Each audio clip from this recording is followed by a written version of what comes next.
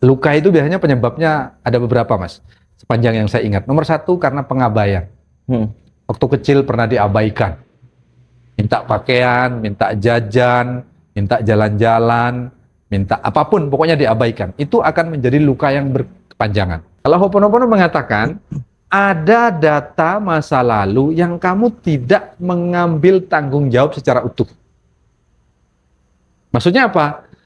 Data atau loop itu akan selesai manakala kamu mampu mengatakan begini. Apapun yang terjadi kepada aku secara cerita, pengalaman masa lalu, aku ada kontribusi pada kejadian itu dan aku bertanggung jawab. Menginjak tema kedua, kita membahas mengenai soul cleansing. Soul cleansing. Atau bisa diartikan sebagai membersihkan luka batin dan program bawah sadar. Yep. Izin Bapak menginjak pertanyaan pertama yang mau saya sampaikan. Tanyaannya diinjak ini. Mengapa luka yang tidak terlihat justru lebih sering menentukan nasib seseorang dibandingkan dengan luka fisik, Pak? Ya karena jelas. Karena sesuatu yang nggak terlihat. Kalau nggak terlihat bagaimana bisa diobati, Mas? Ya kan? Okay. Sama dengan kamu merasa tidak salah. Kamu merasa tidak sakit. Bagaimana bisa diobati? Karena kamu merasa tidak salah. Sama. Luka yang tidak terlihat, bagaimana itu bisa berdampak luar biasa? Karena terlihat saja tidak. Bagaimana kita bisa merawatnya? Melihat saja tidak. Sebaliknya luka fisik, wes ketok, bengkak, memar, sakit gitu kan, kelihatan. Tapi luka batin, bahasa anak-anak sekarang itu luka batin, luka jiwa. Tidak terlihat, mukanya baik-baik saja, ya kan? Penampilannya bagus, makannya enak, naik mobilnya bagus, masih bagus. Tapi akan muncul dalam kondisi dalam kondisi tertekan. Tertekan di kampus, muncul tiba-tiba. Oh, dampaknya biasanya mungkin kesurupaan gitu. Padahal dia tertekan. Yang kedua, tertekan dalam pekerjaan, muncul itu aslinya. Kondisi tertekan. Kemudian yang kedua, kondisi kepepet.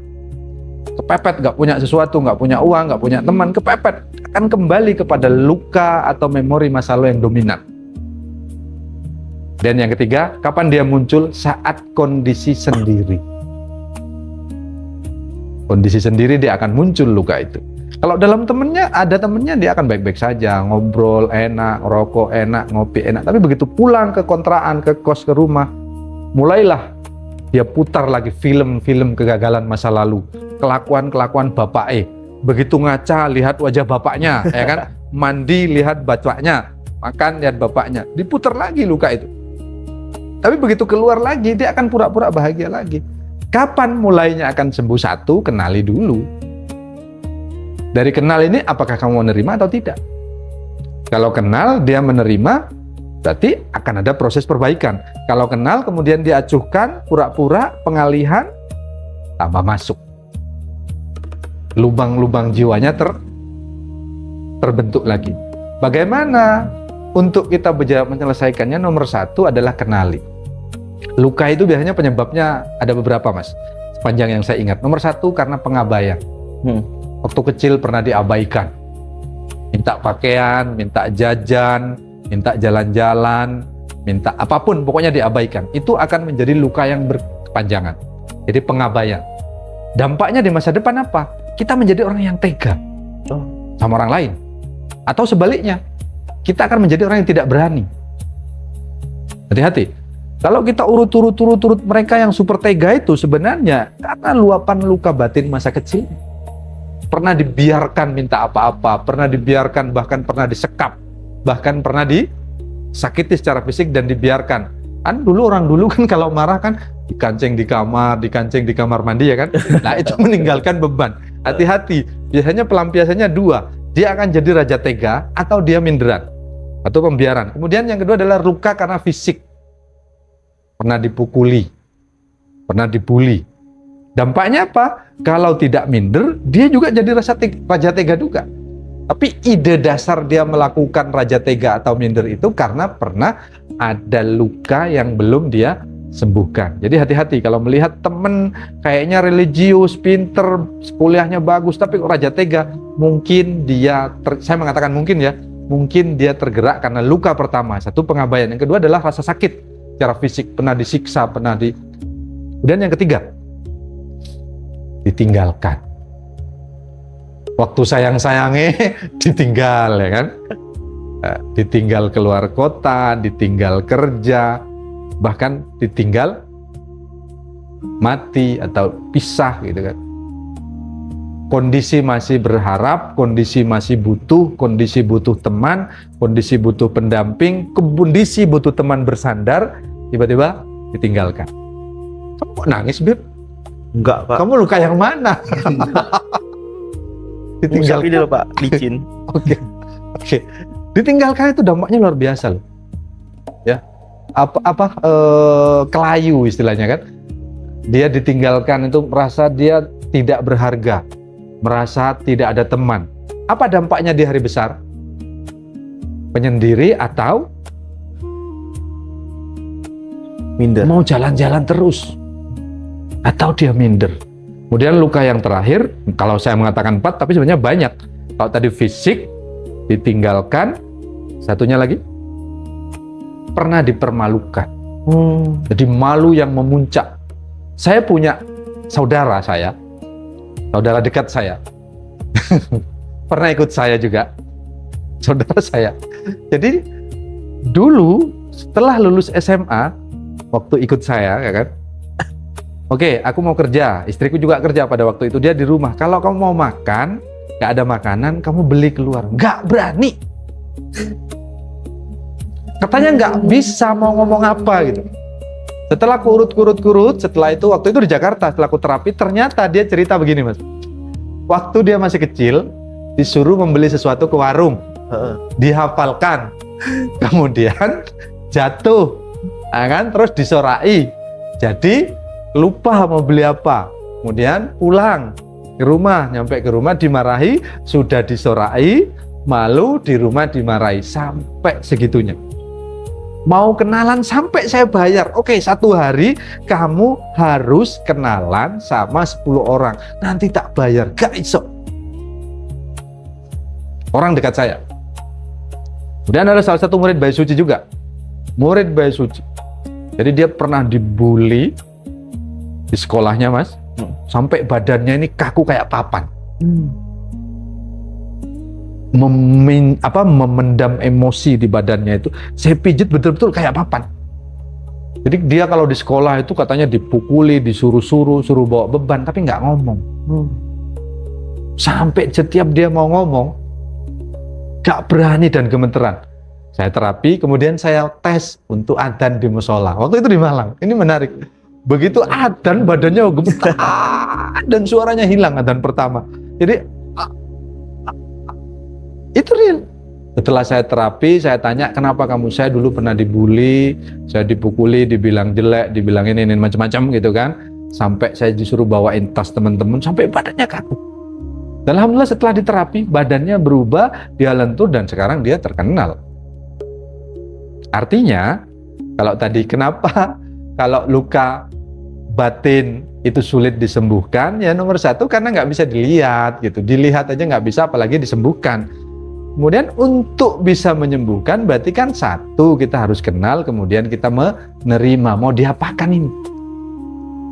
Kamu pernah luka fisik, memar, badanmu akan sensitif. Kesenggol sedikit, sensitif. Keinjak sakit, kesenggol sakit. Makanya dikasih perban, dikasih apa supaya tidak. Begitu juga orang yang punya luka batin sensitif. Oh, wow. Ngamuan, purian, nesunan, apalagi? Marahan, gampang tersinggung. Tapi mereka yang bisa mengolah, bisa diolah menjadi tenaga, jadi kreatif, jadi pinter, jadi kaya. Karena lukanya dijadikan bahan baku, bahan bakar untuk dia meloncat. Tapi sebaliknya, hanya dipendam, pengen hasrat, hanya pengen membalas, dia pendam terus. Yang ada adalah sensitif, ngamuan, purian, nesunan. Nanti silahkan dibuktikan teman-teman yang nonton juga. Kalau melihat teman terlalu sensitif, bukan semata-mata dia sensitif, tapi karena Ho'oponopono, bahwa kita hanya memanifestasikan rasa yang ada di dalam diri kita. Lah ternyata kita punya 4 rasa tadi. Salah satunya mungkin pernah disakiti, pernah ditinggalkan, pernah dibully, dan pernah diabaikan. Itu yang membuat ada sisi-sisi untuk menjaga dirinya supaya tidak dibegitukan lagi. Makanya dia menjadi sensitif. Tapi yang harus dipahami Mas, ini saya juga kasus karena sudah mulai banyak orang yang konsultasi privat kepada saya. Ini menarik nih. Mereka yang bermasalah dengan laki-laki yang perempuan pasti punya masalah dengan saudara laki-lakinya atau orang tua laki-laki. Kemarahan kepada laki-laki itu akan menjadi benih kemarahan kepada suami. Hati-hati. Kemarahan kepada ibu akan menjadi benih kemarahan kepada hati-hati. Jika kamu pernah punya urusan tidak baik pada ibu, lah kemarahan kepada orang tua kalau kita bapak itu biasanya akan terlampiaskan ke anak. Maka ayo pelan-pelan kenali apa luka batin atau memori data masa lalu yang belum selesai. Apakah pernah diabaikan, apa pernah dipermalukan, apa pernah disakiti, atau pernah Campakan. Yes. Seperti saudara saya itu suruh kenalan 10 orang tak bayar, gak gelem. Suruh makan ketemu orang, gak gelem. Saya juga sering mendengarkan mengenai permasalahan atau pola berulang atau yang bisa disebut dengan looping. Loop ya. Loop. Yep. Banyak orang sudah merasa sudah sembuh Pak, tapi terus mengulangi pola yang sama tentang permasalahan hubungan, pekerjaan, dan masalah yang sama. Itu apa yang sebenarnya yang belum diselesaikan pada diri kita sendiri Pak? Loop ya? Ya. Loop itu kalau di NLP ada istilah cincin ya, nested loop, cincin cerita yang berulang gitu. Kenapa kita jatuh pada kejadian yang sama? So sudah pasti. Kalau mau saya metaforikan begini Mas, menunjukkan begini. Seperti kita jalan, tapi kaki kita diikat. Nanti suatu saat kita akan kembali lagi ke titik itu. Seperti kita jalan, kaki kita diikat dan kita akan kembali lagi ke situ. Apa yang mengikat? Data, pengalaman, memori, masa lalu. Rata-rata apa? Rasa tidak puas pada masa lalu itu. Kita jatuh. Contohnya, orang bekerja keras, orang bekerja keras. Contoh ini ya, karena banyak juga yang datang ke saya. Orang bekerja keras, pengen membuktikan bahwa dirinya mampu, dasarnya karena dia pernah dipermalukan di kampungnya, pernah dipermalukan oleh keluarganya, akhirnya dia bekerja keras. Tapi dasarnya ingat, karena dia pernah dipermalukan, dia tidak terima dengan dirinya, akhirnya dia bekerja keras, akhirnya dia kaya. Tapi yang menarik, ada pola, akhirnya dia jatuh lagi, marah lagi, jatuh lagi. Kenapa? Karena dasarnya adalah karena dia tidak terima dengan kondisinya, kemudian dia berjuang sekuat tenaga sehingga dia mencapai apa yang dia cari, tapi kan bibitnya belum selesai, bibit karena kemarahan tadi. Satu. Sama dengan kamu jalan-jalan, contohnya begini, kamu jalan-jalan karena longgar, jalan-jalan karena pengen hunting foto, jalan-jalan karena nemeni teman, sebenarnya kamu terpaksa. Lebih enak mana? Lebih enak yang pertama Pak. Yes, karena memang kamu mau jalan-jalan. Kamu nemuin teman atau saudara, kamu jalan-jalan paling makan foto selesai. Sama, kita bekerja, melakukan sesuatu, bertumbuh, belajar dan lain-lain, persis seperti kita hanya menemani saudara atau teman, tidak ada rasa nyaman di situ. Kita akan jatuh lagi pada rasa tidak nyaman karena tidak berangkat dari dasarnya nyaman. Satu. Kenapa loopnya terulang? Kemudian yang kedua, ada data-data masa lalu yang belum, kalau Ho'oponopono, lagi nih kata Mas Habib, buku laris. Kalau Anda belum punya, jadilah kelarisan itu ya kan. Kalau Ho'oponopono mengatakan, ada data masa lalu yang kamu tidak mengambil tanggung jawab secara utuh. Maksudnya apa? Data atau loop itu akan selesai manakala kamu mampu mengatakan begini, apapun yang terjadi kepada aku secara cerita, pengalaman, masa lalu, aku ada kontribusi pada kejadian itu dan aku bertanggung jawab. Contoh, kita dihina orang lain. Pasti kan kita mengatakan dia yang menghina saya gitu kan. Tapi sebenarnya kalau Ho'oponopono, yang dihina kamu bertanggung jawab pada perasaan, bukan pada orang lain itu. Maka kamu dihina, mungkin nggak nyaman ya kan, merasa tersinggung, merasa benci, merasa rendah. Tapi kamu harus bertanggung jawab pada rasa tidak nyamanmu itu. Maka apa yang terjadi kepada saya, rasa tidak nyaman, saya adalah orang pertama yang bertanggung jawab. Menerima perasaan saya, menerima pengalaman saya, menerima emosi saya, dan saya berkontribusi pada kejadian ini. Apa yang disebut dengan bentuk kontribusi? Karena kamu menganggap hinaan itu ada. Kalau kamu nggak menganggap hinaan itu ada, kan kamu nggak kontribusi. Makanya loopnya ada. Loopnya terulang. Kemudian, berikutnya, Ho'oponopono mengatakan jujur dan bertanggung jawab menerima apa yang terjadi. Supaya loopnya tidak terulang. Masa lalunya tidak terulang. Apapun cerita masa lalu yang sudah terjadi pada masa kecil saya pernah diabaikan, pernah ditinggalkan, pernah disakiti, pernah disekap. Saya bertanggung jawab pada perasaan saya saat ini dan masa lalu. Kenapa? Karena itu perasaan saya, karena itu pikiran saya, karena itu diri saya. Saya adalah orang yang bertanggung jawab. Apa bentuk tanggung jawab saya? Saya menerima ketidakmampuan saya. Saya menerima rasa marah saya. Saya menerima rasa tidak terima saya, dan saya menyesal karena terlalu lama membebani diri saya dengan rasa tidak nyaman, tidak terima, dan rasa benci. Jadi bentuk tanggung jawab supaya loopnya selesai, ngomong saya berkontribusi pada kejadian ini karena saya mengizinkan secara sadar dan bawah sadar. Maksudnya bawah sadar apa? Kamu mengiyakan walaupun hanya ngangguk-ngangguk. Saat kamu marah pada perilaku orang, kamu mengiyakan orang lain. Tapi bisa saja kan cuek gitu. Maka aku bertanggung jawab pada diriku yang dipicu oleh orang lain. Kemudian bahasa ekstrimnya begini.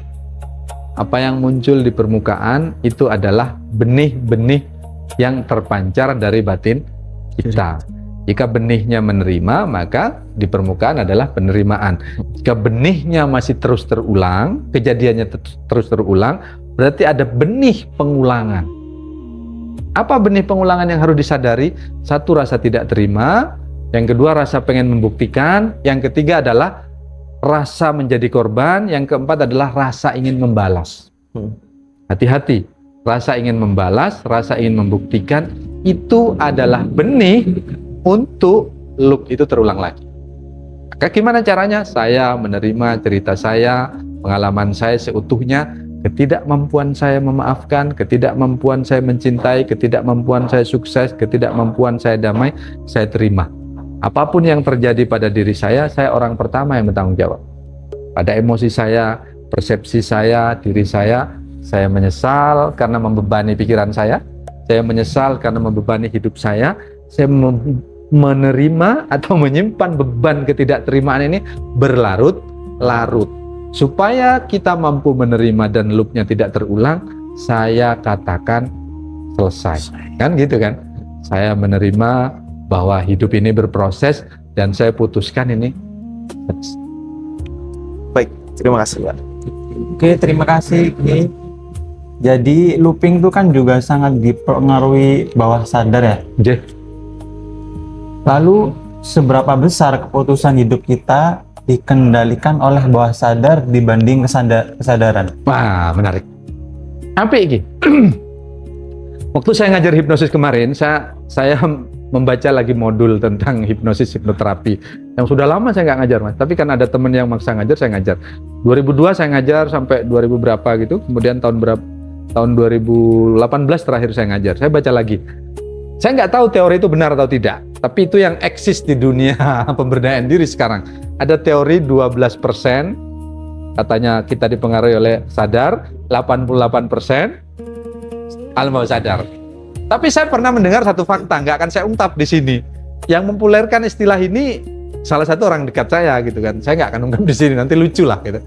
Jikapun teori ini benar, yang terjadi begini, 12% kita dikendalikan oleh sadar atau pikiran sadar. Maksudnya sadar apa? Kita mampu menganalisa, kita mampu memikirkan. Itu kan sadar kan? Kita mampu membandingkan, kita mampu melihat dan mendengarkan. Bawah sadar apa? Kita sendiri nggak tahu kapan masuknya. Tiba-tiba benci, tiba-tiba marah, tiba-tiba takut, tiba-tiba sukses gitu kan.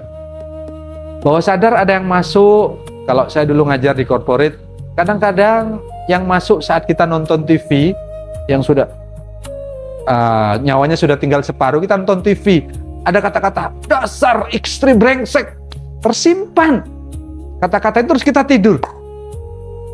Pas waktu itu bawah sadar kita lagi bagus-bagusnya, karena makannya enak. Ingat ya, bawah sadar itu ada bodohnya juga. Dia tidak bisa memilih. Ingat tadi idenya 12% sama 8%. 88. Istri brengsek contohnya. Oh sialan dan lain-lain. Itu yang masuk bawah sadar, karena bawah sadar kita lagi bagus-bagusnya, makan kenyang, punya uang, tersimpan rapat dia. Pada waktu momen tertentu, ini saat saya nerapi, momen tertentu muncul kata-kata itu. Dari mana kita dapatnya? Dari kita mendengar di TV. Kenapa bawah sadar lebih mendominasi? Sama dengan pertanyaan Mas Habib tadi, karena kita nggak tahu. Tiba-tiba dia sudah mendominasi dengan analogi perbandingan 12% sama 88%. Kemudian, waktu di modul saya ngomong yang ngajar kemarin, orang bermeditasi bagaimana ini dibalik, Mas. Kalau hipnosis bagaimana 12% diturunkan ke 88 karena kita program di 88, bawah sadarnya di situ, sumber dayanya di situ. Tapi meditasi dibalik. Bagaimana kita mampu melihat hidup ini dengan logika yang waras, dengan kesadaran yang utuh. Ketidaksadaran kita tinggal 12%. Paham maksud saya? Jadi kalau hipnosis 12% sadarnya, 88 bawah sadar. Lah, diharapkan tujuan dari belajar spiritual dan meditasi itu dibalik. Apa yang terjadi kepada kita, kita sadari bahwa ada cerita, ada pengalaman, ada hukum kehidupan. 88% kita harus menyadari itu. Sebaliknya adalah 12%. Maka meditasi berbicara kesadaran utuh, hipnosis berbicara alam bawah sadar. Kenapa disebut bawah sadar? Logika kita sudah tidak bisa menjangkau. Kenapa bawah sadar lebih berbahaya? Karena kita nggak tahu mana yang lebih kuat mendrive kita, mana yang lebih kuat mempengaruhi kita. Tapi usul punya usul, jika kita mau teliti, yang paling kuat adalah yang paling sering masuk. Oke? Itu tuh. Jadi kamu muncul jadi anak seorang kiai, yang paling sering masuk kepada kamu adalah ngaji Quran, ya kan? Anak seorang musisi yang sering muncul adalah lagu, musik, dan lain-lain. Maka bawah sadarmu cenderung akan mendominasi itu. Sebaliknya, orang kaya yang sering berbicara adalah investasi, uang, jalan-jalan. Sebaliknya orang yang tidak punya uang, takut, tagihan, apalagi jatuh tempo, banyak macam-macam lah gitu kan. Mana yang sering kita ulang, mana yang sering kita dengar, itulah yang akan mendominasi. Oke, kemudian mana yang paling intens? Ya, kalau tadi repetisi, yang kedua adalah intensitas kekuatannya. Karena bawah sadar itu juga bukan semata-mata kita mau tidur, bangun tidur, tapi ada kejadian. Dan di antara gerbang bawah sadar yang paling membuat bawah sadar itu tertanam dalam adalah rasa sakit. Kejadiannya sekali, tapi ingat, contoh kecelakaan, tiba-tiba tidur kejatuhan cecek, inten, cecek yang mendominasi. Akhirnya fobia sama cecek, kecelakaan fobia sama motor. Yang menarik, tiba-tiba kejatuhan uang 10 miliar ya, kita jadi intensitasnya adalah uang. Neng kan jarang, kecuali kita anak orang kaya atau kita bekerja di bank atau bekerja di pabrik uang. Jadi sering, satu pengulangan, yang kedua intensitas. Waktu, Mas. Waktu. Ada bahasa begini, doa orang teraniaya terkabul. Kenapa? Inten orang teraniaya itu sudah tidak nengok kanan kiri, nggak ada yang bisa diminta itu pertolongan kecuali Tuhan. Maka dia sedang masuk pada intensitas. Maka bawah sadarnya terbuka, masuklah itu, maka doanya terkabul. Jika menurut teori. Oke? Kenapa bawah sadar lebih mendominasi? Karena ada intensitas yang sebenarnya sudah terinstal, terprogram dalam diri kita, tapi kita tidak menyadarinya. Tahu kalau itu salah, tapi kita melakukan. Karena perbandingannya apa tadi? 12 sama 88%. Sebaliknya, pembelajar spiritual dan pelajar meditasi berusaha membalik itu. 88 menjadi kesadaran utuh, 12 menjadi yang tidak mampu kita sadari. Mana yang lebih baik? Ya dua-duanya. Yang penting yang konsisten, yang baik. Ngomong meditasi paling baik, jarang meditasi. Hipnosis paling baik, nggak belajar hipnosis, sama aja. Jadi yang baik adalah yang konsisten. Paham? Kenapa bawah sadar lebih mendominasi? Karena di bawah sadar itulah ada sumber daya, ada kekuatan yang kalau itu sudah tersentuh, kalau itu sudah terprogram, kesadaran kita akan larut. Konon katanya, saya mengatakan konon katanya, karena saya tahu ceritanya sampai bukunya itu muncul, ada 12% dan 88%, karena kalau saya ceritakan jadi lucu nanti. Biarlah itu tetap eksis di Nganjiroso ya, tapi mereka yang tahu sosok ini, mereka akan tahu sejarahnya 12% dan 88% itu. Karena saya tidak pernah ngomong begitu. Saya belajar Ericksonian hipnosis, yang madhabnya kepada Milton Erickson, nggak ada kata-kata itu. Tapi begitu masuk hipnosis ke Indonesia, dikembangkan oleh seorang sosok, seorang tokoh, beliau membuat materi, membuat modul, akhirnya dibuatlah istilah itu. Ngerti Mas?